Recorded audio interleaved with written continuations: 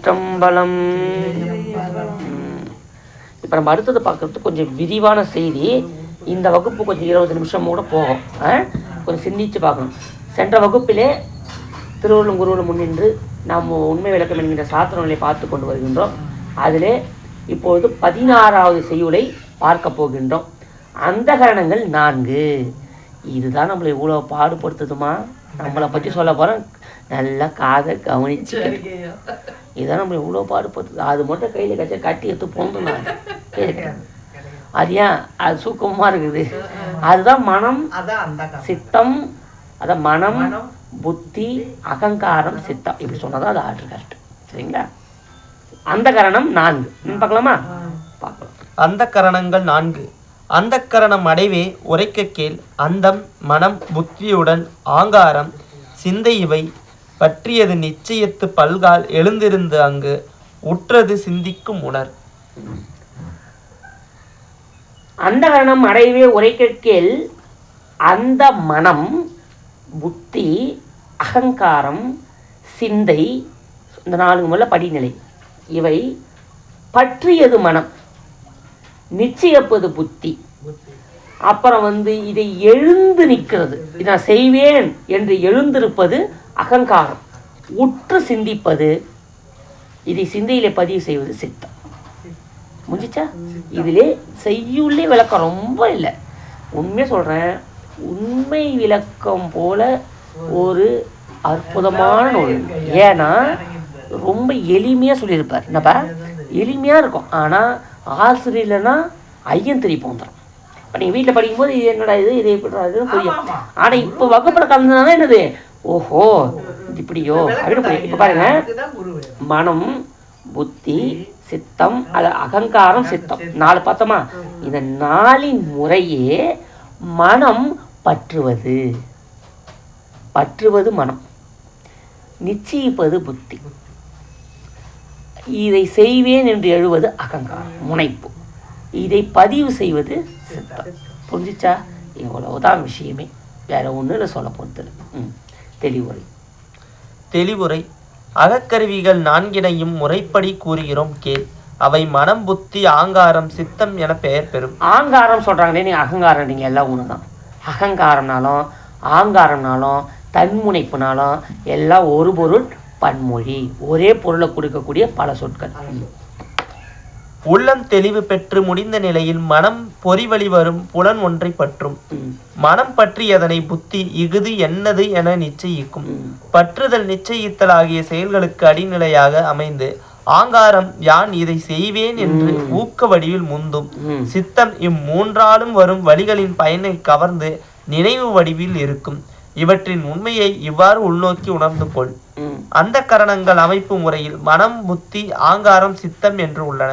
அவை தொழில் செய்யும் முறையில் சித்தம் மனம் ஆங்காரம் புத்தி என்னும் வரிசை முறையில் அமைந்துள்ளன. முதலில் எந்த ஒரு பொருளும் நம் சிந்தைக்கு எட்டிய பிறகு அப்பொருளை நாம் விரும்புகிறோம். எனவே சித்தம் தொழில்பட்ட பின்பே மனம் தொழில்படுகிறது.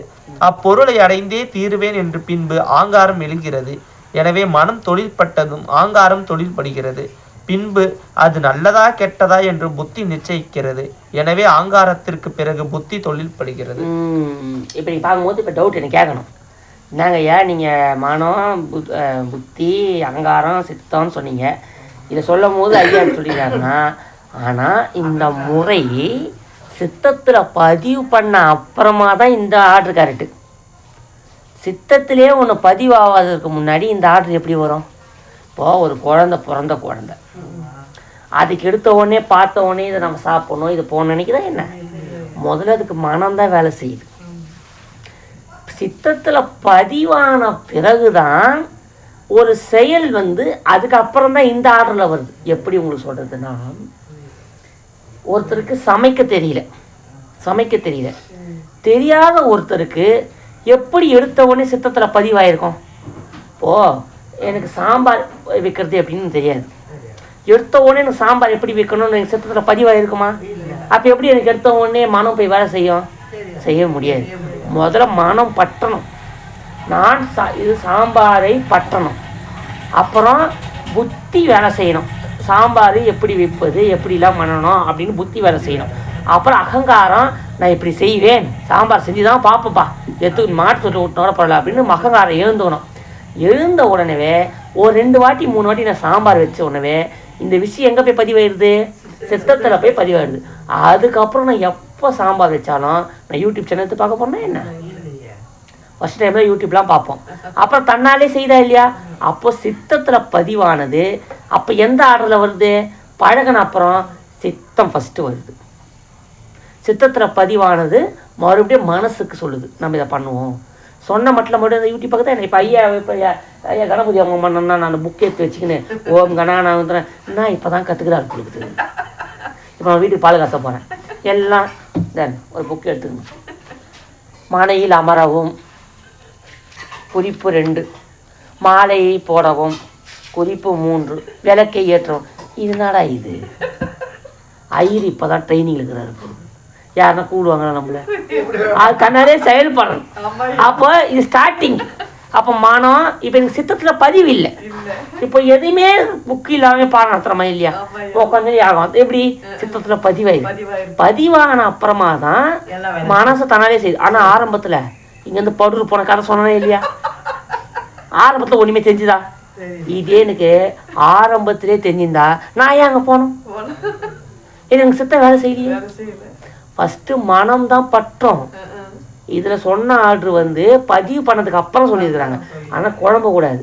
ஃபஸ்ட்டு எது செயல்படும்னா மனம்தான். மனம் ஒரு செகண்டில் பற்றுவது மனம்தான். மனம் பற்றும். புத்தி நிச்சயிக்கும். அகங்காரம் வேலை செய்யாது. ஏன்னா ஒரு கயிறை பார்த்த உடனே இது பாம்போ கயிறோ என்று ஸ்தம்பிப்பது மனம். பற்றுது முதல்ல. ஐயோ அது பாம்பா, கரியால் இருக்குதே, லைட்டை போடு. கயிறா பாம்பா பற்றுச்சே மனம். லைட்டை போடுன்னு சொன்னது புத்தி.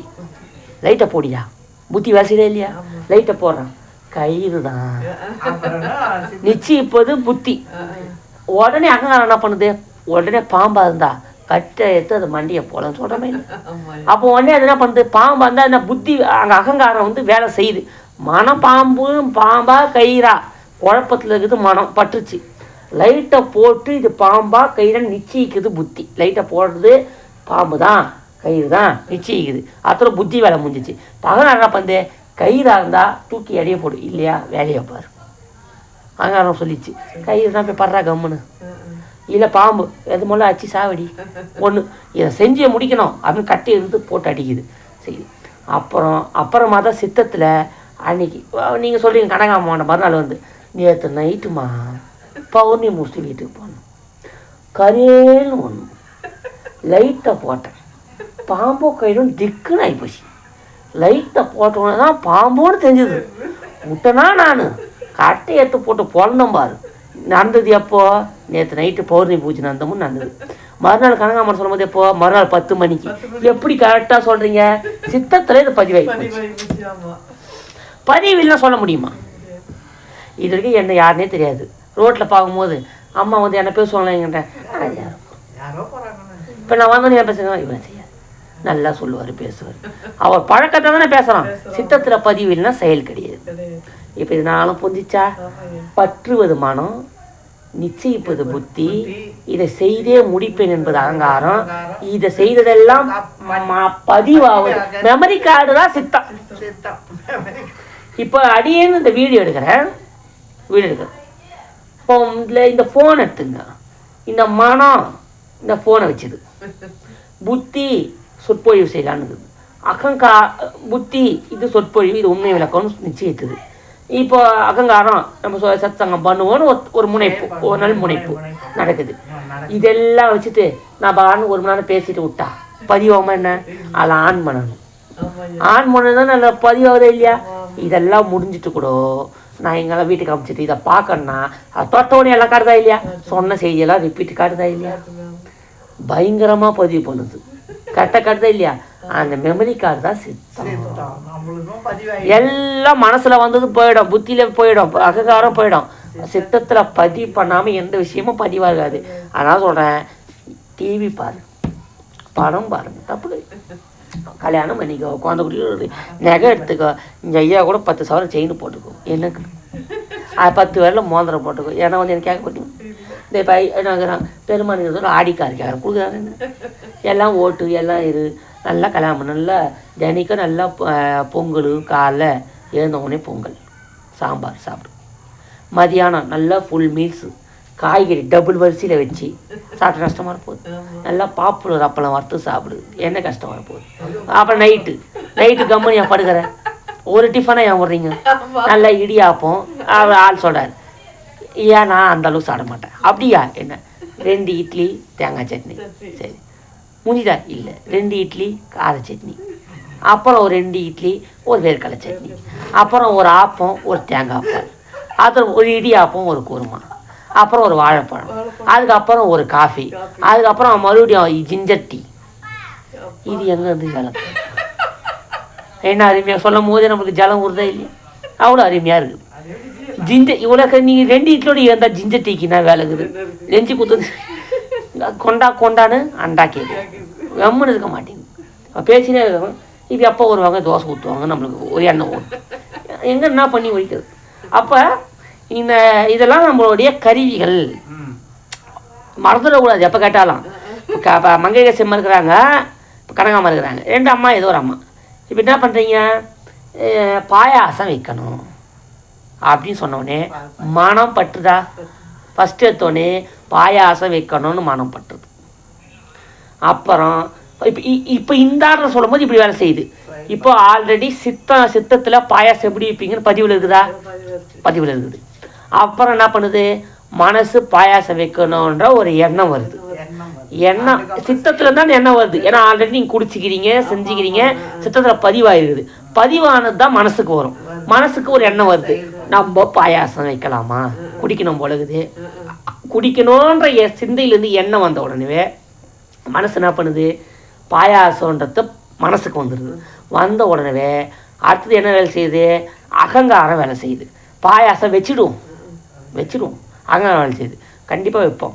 வச்ச உடனே செய்வோன்றது வந்த உடனே தான் அடுத்ததாக புத்தி வந்து நிற்கிது. எப்படி நிற்குதுன்னா, ஜவ்வரிசி இருக்குதா இல்லையா, சேமியா இருக்குதா, பால் இருக்குதா, அப்புறம் தான் புத்தி வந்து பல சிந்தை போட்டு இப்போ வச்சா எப்படியா, சாயங்காலம் வைப்போம், அப்புறம் டீ வேறு போடணும், சாயங்காலம் வச்சு குடிச்சிட்டு நைட்டுக்காக தோசை ஊற்றிக்கலாம் அப்படின்னு பல எண்ணங்கள் வருதா இல்லையா. இப்போ இந்த ஆர்டரில் ஃபஸ்ட்டு ஒன்றுமே தெரியாதப்போ மனம், புத்தி, அகங்காரம், சித்தம் பல நாள் பழக்கத்துக்கு அப்புறம் சித்தம், மனம், அகங்காரம், புத்தி இந்த ஆர்டரில் அது வருது. ஓகேவா? வேறு ஒன்றும் இல்லைம்மா, செயல்படுறது விதம் எப்படி. ஒரு ஒரு பொருளை பார்க்குறோம், பாயாசம் வைக்கணுன்ற எண்ணம் வருது, மனம் பட்டுருச்சு. அப்புறம் வந்து தண்ணி வைக்கணும், பால் வாங்கணும், ஜவ்வரிசி வாங்கணும் சொன்னோன்னா புத்தி. இதெல்லாம் தனித்தனியாக செயல்படுறான்னு கிடையாது, இந்த ஸ்பீடில் செயல்படுது. உங்களுக்கு வரும்போது பாருங்களேன், இப்போது மனம் செயல்படுகிறது, இப்பொழுது புத்தி வருது, இப்போது நான் இதை செய்யப்போ இதெல்லாம் செய்யுமாண்ணே. இங்கே ஒரு பாம்பு வருத்தம், இல்லை ஒரு பூரா வருத்தம், இது 4மே கடன் செயல்படும், ஒன்று பின் ஒன்று செயல்படும். இது இப்படி தான் செயல்படும் சொல்ல முடியாது. இதை அறிவியல் நோக்கில் சிந்திக்கும் பொழுது தான் இது இப்படிலாம் செயல்படுதுன்னு சொல்ல முடியும். ஆனால் விஷயத்தை மேற்கொள்ளும் போது இப்போ மட்டும் மனம் புத்தி சேர்த்த செயல்படாமல் இருக்குது, செயல்பட்டு தான் இருக்குது. இப்போ மனம் என்னை பற்றி நிற்கிது, புத்தி ஐயா என்ன சொல்கிறாரு கேட்டுனுங்குது. இப்போ இதெல்லாம் உங்கள் சித்தத்தில் கொஞ்சம் கொஞ்சம் பதிவாகுது. நேற்று தாங்க இவனை சேவைக்கு போனோம், தெளிவாக சொல்ல முடியலனாலும் உண்மை விளக்கம் எடுத்தாரு, இல்லை சொல்கிறீங்களா இல்லையா கொஞ்சமாச்சு. அப்போ இதெல்லாம் சித்தத்தை பதிவாகுதா இல்லையா. இப்போ இதெல்லாம் நம்ம தெரிஞ்ச தெரியாமல் செயல்பட்டு கொண்டு தான் இருக்குது. அப்போ ஒவ்வொன்றும் அந்த கரணம்னா, கரணம் என்று சொன்னால் ஒரு கருவிகள், அந்தம் என்று சொன்னால் கண்ணுக்கு புலப்படாமல் சூக்கமும். அவ்வளோதான். இப்போ இனி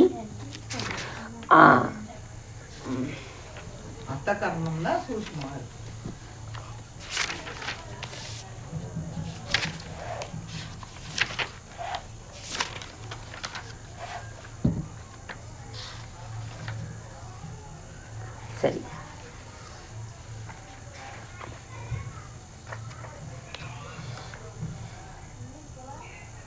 இதெல்லாம் திருப்பி சொல்ல போகுதுப்பா, அவள் தான். சரிங்களா, இது ரொம்ப விளக்க வேண்டாம், முடிஞ்சிச்சு. இப்போ மாயை அப்படின்னா இந்த மாயையை பற்றி கொஞ்சம் பார்ப்போம். இதை படி பார்த்தீங்கன்னா, மாயை விரிவுடைய அசுத்த மாயையின் ஒரு சிறு பகுதியே மாயை என்னும் முதல் தத்துவமாகும். இந்த மாயா தத்துவத்தில் இருந்தே காலம் முதலிய பிற தத்துவங்கள் தோன்றும். எனவே பிற அசுத்த தத்துவங்கள் தோன்றுவதற்கு ஏற்புடையதாக பதப்படுத்தப்பட்ட ஒரு பகுதியே மாயை என கூறலாம். இதனை ஒரு உதாரணம் கொண்டு விளக்கலாம். இம்மண்ணுலகம் மிக பெரியது. இதன் ஒரு சிறு பகுதியே மண் எடுத்து குடம் முதலிய செய்வதற்கு பயன்படுத்தப்படுகிறது. அதுபோல விரிவுடைய அசுத்த மாயையின் ஒரு சிறு பகுதியே பிற தத்துவங்கள் தோன்றுவதற்குரிய தகுதி உடையதாய் மாயை அல்லது மாயா தத்துவம் எனப்படுகிறது. மாயை வித்யா தத்துவங்கள், அதான் மாயை கொண்டுதான் இந்த உலகம் தோன்றுது. இல்லை எந்த சந்தேகம் இல்லையே. மாயை கொண்டு தான் உலகம் தோன்றுது, மண்ணை கொண்டு தான் பானை தோன்றுது. இது நம்ம இது சொன்னோன்னா இது இன்னும் பெருசாக போகும். ஏன்னா இப்போ சொல்லும் போதே நம்ம சொல்லணும், நம்மளுக்கு காரணமின்றி காரியம் இல்லை. ஒரு காரியம் நடக்கிறதுக்கு 3 காரணம் தேவை. என்னது? முதற் காரணம், துணை காரணம், நிமித்த காரணம். முதற் காரணம் எது அப்படின்னா ஒரு பொருளை செய்வதற்கான மூலப்பொருள். துணை காரணம் அதை செய்வதற்கான இடம். நிமித்த காரணம் அதை செய்யக்கூடிய அறிவுடைய ஆள். இதில் நல்லா பார்த்துக்கணும், இது 2 ஜடமாக இருக்கும். நிமித்த காரணம் அறிவுடைய பொருளாக சொல்லும் போது கொஞ்சம் புரிஞ்சுதா? சிந்தியில் வாங்கிங்க, தப்பு கிடையாது. நான் சொல்கிறதுக்கு அப்படியே கொஞ்சம் காலையில் கேட்டுங்க, சரிங்களா? இப்போது ஒரு பானை செய்கிறோம். பானைக்கு முதற் காரணம் எது? சூப்பர். பானைக்கு மூல காரணம் மண். துணை காரணம் எது? சக்கரம். புரியுதா? இப்போ அந்த சக்கரம் தண்டு சக்கரம். தண்டு சக்கரம் இல்லைன்னா பானை செய்ய முடியுமா? செய்ய முடியாது. அப்போ பானைக்கு மூல காரணம் மண். இதுக்கு பேர் முதற் காரணம். மண் இல்லாம பானை கிடையாது. சரி, மண் மட்டும் இருந்தா பானை பொயின் வந்துதா? அதுக்கு சக்கரம் இருக்கணும், சுத்தி ஒன்றும் அதை வச்சு பானையை முதற் காரணமாகிய பானை சக்கரம் தேவை. சரி, மண் இருக்குது, சக்கரம் இருக்குது, பானை வந்து உட்காருமா இல்லை? அதை செய்கிறதுக்கு அறிவுள்ள ஒரு ஆள் இருக்கணுமா இல்லையா? அவர் தான் யாரு? குயவனார். குயவனார் இருக்கிறதே இல்லையா? அப்ப முதற் காரணமாக மண்ணை வைத்து துணை காரணமாக தண்டு சக்கரத்தை வைத்து பானையினை செய்கின்றார் குயவனார். அது போலவே இந்த உலகமாகியதை மாயையாகிய மாயை கண்மமாகிய முதற் காரணத்தை வைத்து துணை காரணமாகிய சக்தியை வைத்து நிமித்த காரணமாக இறைவனை நின்று இந்த தனு காரண போவனத்தை உலகத்தை படைக்கின்றான். மாயையை முதற் காரணமாக கொண்டு சக்தியாகிய அருட்சக்தியை துணையாக கொண்டு எதை செய்கின்றான்? மாயை மட்டும் இல்லை, கண்மம் ஆகியது 2 முதற் காரணம். மாயை கண்மம் இதை முதற் காரணமாக வைத்து துணை காரணமாகிய சக்தியை கொண்டு நிமித்த காரணமாக இறைவனே நின்று செய்கின்றான். சிலர் சொல்றான் பூமி ஒரு பிளாக், அதாவது ஒரு பஸ்டர், பெரிய ஒரு ஒரு அதுக்கு பேர் சொல்லுவாங்க, தக்கு ஞாபகம். இதெல்லாம் தான் பூமி தன்னாலே சுற்றுது. அறிவு இருக்குதா? இந்த ஃபேன் தன்னாலே ஓடுமா? ஒரு மோட்டர் தன்னாலே ஓடுமா? வண்டி தன்னாலே ஓடுமா? உலகம் அறிவற்ற ஜடப்பொருள். அறிவற்றது தானாக இயங்குமா? அறிவார்ந்த சிவனேஸ்வரில் ஜடப்பொருள் தானாக இயங்காது. தானேங்க. இப்போ இது ஜடம், இது ஜடம், இதான் உலகம்னு வச்சுங்க. இப்போ இது உலகம் வேணாம், இது ஜடம். இதை இப்படி நான் தூக்கினேன், இது தானாலே எழுந்துக்குமா? இப்போ இது தன்னாலே எழுந்தால் அம்மாவை எழுந்து ஓடுவாங்க. என்னையா திடீர்னு எழுந்துக்குது, ஏதோ இங்கே ஓடுது, பேயா காஞ்சனாவான்னு. அப்போ இது தன்னாலே எழுந்துக்குமா? எழுந்துக்காது. இது ஜடம். இதை நான் தூக்கன்னா அறிவுள்ள யுவனேசன் ஒரு ஆள். இப்போ இது இங்கேருந்து இங்கே வரணும், ஜடம் தனாயம். இப்போ இதை பூமின்னு வச்சுங்க. இந்த பூமி தன்னால் சுத்துமா? ஆனால் சுற்றினுக்குதா இல்லையா? சுற்றின்னு தான் இருக்குது. பூமி தன்னைத்தானே சுற்றி கொள்வது ஒரு நாள் 24 மணி நேரம். அது 12 மணி நேரம் பகல், 12 மணி நேரம். அப்போ என்ன தெரியுது? இப்போ இந்த பூமி தன்னைத்தானே சுற்றி கொள்வதற்கு ஒரு நாள், தன்னைத்தானே சுற்றி கொண்டு சூரியனை சுற்றி வருவதற்கு 365 நாட்கள், ஒரு வருடம். தன்னைத்தானே சுற்றி கொள்வதற்கு ஒரு நாள் 24 மணி நேரம், தன்னைத்தானே சுற்றி கொண்டு சூரியனை சுற்றி வருவதற்கு 365 நாட்கள். ஆமாம் இல்லையா? இப்போது பூமி அறிவு ஆற்றுது, சூரிய அறிவற்றது. இது எல்லாம் கரெக்டாக பாருங்கள். பூமி தன்னைத்தானே சுற்றுது, சூரியனையும் சுற்றி வருது. இதெல்லாம் ஓடுதுன்னா இப்போ இந்த ஃபேன் ஓடணும்னா இப்போ நான் என்ன பண்ணணும்? சுவிட்சு போட்டால் தானே ஓடுது. சுவிட்ச் ஆஃப் பண்ணால் நிற்குதா இல்லையா? நிற்குதா இல்லையா? சுவிட்சை போடுறதுக்கு அறிவுள்ள ஒரு ஆள் நான் வேணுமா இல்லையா? அதே போல் சங்கர நாயகி சிவருமான் தினைக்கும் சுவிட்சை போடுறான், ஆஃப் பண்ணுறான். சுவிட்சை போடுறான், அவன் போடுறதால ஏங்கின்னு இருக்குது. சுவிட்சை ஆஃப் பண்ணிட்டானா ஊழி காலம் மொத்தம் அழிஞ்சிடும். இப்போ நான் ஊழி காலத்தை சொல்ல போனால் அதுவும் சாப்டர் போகும். ஊழி காலம் ஒரு காலங்குது. மொத்தத்தையும் தனக்குள்ளே வியாபகமாகி யாது ஒரு தொழிலும் இல்லாமல் மொத்தம் சங்காரகாரனாகிய முதலையே முதலாக உடைத்து சிவஞான போத முதல் சூத்திரம். அவன் அவள் அது என்னும் மூவினமையின் தோட்டி திதியே ஒடுங்கி மலத்துள்ளதாம் அந்த மாதிரி என்மனார் புலவர். இது சூத்திரம், சிவஞான போத மெய்கண்ட தேவரோட சூத்திரம். இந்த சூத்திரத்துக்கான ஆசிரியரே சொன்ன விளக்கம் என்னன்னா, இவ்வாறு சூத்திரம் சங்கரகாரனாகிய முதலையே முதலாக உடைத்து, இந்த உலகம் சங்காரகாரனாகிய முதல்வனையே முதலாக உடைத்து. இப்போது இந்த உலகம் அனைத்து எங்கே நம்ம போய் ஒன்றிடும்? அழிக்கும் கடவுளாக எப்போவுமே ஒன்று புரிஞ்சிங்க. யார் இதை மொத்தத்தையும் அழிக்கிறாங்களோ அவங்க நினச்சா தோற்றுவிக்க முடியும். இப்போ நான் இருக்கிறேன். இப்போ இந்த பாட்டில் என்ன இருக்குது? தண்ணி இருக்குது. இந்த தண்ணியை மொத்தம் நான் கீழே ஊற்றிட்டேன். இப்போ இந்த பாட்டில் என்னவாச்சு? காலி ஆயிடுச்சு. இப்போ இல்லை மறுபடியும் தண்ணி வரணும்னா இது யார் கையில் இருக்குது? என் கையில் தான் இருக்குது. மறுபடியும் இந்த தண்ணி இதில் நான் ஊற்றினாதான் ரொம்ப. ஏன்னா இந்த பாட்டிலை காலி ஆக்கிட்டேன். காலி ஆக்கின நானே நினச்சாதான் இல்லை தண்ணி ஊற்றுவது போலே சங்கரகாரனாகிய சிவபெருமான் அனைத்தையும் அழித்து விட்டு தானே ஊழி முதல்வனாய் நின்ற ஒருவனை ஏழை பங்காளனையே பரிசேலோ எம்பாபாய். ஊழி முதல்வனாய் நின்ற ஒருவனை, ஊழி முதல்வன்க நம்ம சிவபெருமான் முட்டழிப்பை செய்வான். அனைத்தும் அழிந்து போகும், ஒன்று மட்டும் அழியாது. யாரு? அவனுக்குள்ளவே சென்று அனைத்தும் பொதிந்து விடுகின்றது. மீண்டும் அவன் நினச்சாதான். இப்போது எல்லாத்தையும் அழிச்சிட்டான், எல்லாம் போயிடுச்சு, மீண்டும் உருவாக்கணும். அவன் நினச்சாதான் உருவாக்க முடியும். அப்போ ஏன் புரிஞ்சிக்க மாட்டீங்க? பிரம்மதேவரை கும்புறீங்க, விஷ்ணு இவங்களாம் பெரிய பெரிய சாமி நினைக்கிறேன். இவன்கிட்ட மொத்தம் அழிச்சிட்டான், மறுபடியும் உருவாக்கணும். இவன் நினச்சாதான் உருவாக்க முடியும். அப்போ அவன் தானேங்க பரம்பொருள். இது ஏற்றுக்கிறதுக்கு அறிவுக்கு என்ன கேடு காலம்? அறிவு ஏன் செய்ய மாட்டேங்குது? சிந்தித்து பாருங்கள். மொத்த இதுதான் சிவஞான சூத்திரம். சங்காரகாரனாகிய முதல்வனாகிய முதலையே முதலாக உடைத்து இந்த உலகம் சங்காரகாரனாகிய முற்றழிப்பை செய்ய வைக்கிறவனாகிய சிவபெருமானையே முதல்வனாக உடைத்து இந்த உலகம்தான் முதல் சூத்திரமே அதை தொடங்குறார் மெய்கண்ட தேவர். அப்போ சங்கார தொழிலை செய்கிறது யார்? சிவபெருமான். அப்போ சக்தி கூட இருக்காது, சக்தியும் அவனுக்குள்ளே ஒடுங்கி அப்போது சிவன் சொரூபமாக இருப்பான். இவ்வளோதான் விஷயம். இப்போ நம்ம உள்ளே போனால் அது போய்கிட்டே இருக்கும். சரி, காலம்னா என்ன? காலம் மாய தத்துவத்திலிருந்து. சரி, இதெல்லாம் நான் உங்களுக்கு என்னத்தம்மா பண்ணலான்னு இருக்கிறேன். இதெல்லாம் தனித்தனியாக ஒரு வகுப்பு எடுக்கலான்னு இருக்கிறேன்.